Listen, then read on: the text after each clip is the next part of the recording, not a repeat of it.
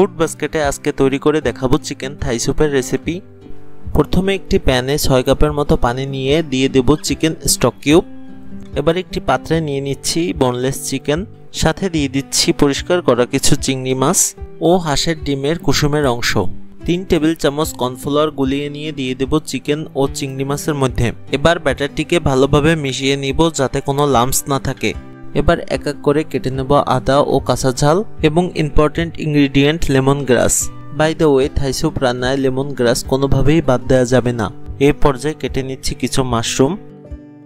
এদিকে চিকেন স্টকটি তৈরি হয়ে গিয়েছে। এবার চিকেন স্টকে দিয়ে দিচ্ছি আদা, লেমন গ্রাস ও কাঁচা ঝালগুলো। এগুলোকে কিছুক্ষণ ফুটিয়ে নিয়ে দিয়ে দিচ্ছি চিকেন ও চিংড়ির মিশ্রণটি।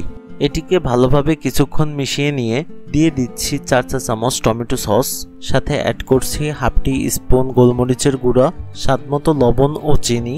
উপকরণগুলো ভালোভাবে মিশিয়ে নিয়ে 2-3 মিনিট পরে দিয়ে দিচ্ছি সয়া সস, অ্যাড করছি কেটে রাখা মাশরুমগুলো, আরও দিয়ে দিচ্ছি সামান্য লেবুর রস।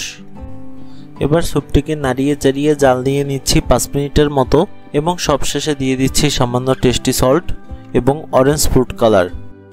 দেখতেই পাচ্ছেন আমার স্যুপটি তৈরি হয়ে গিয়েছে।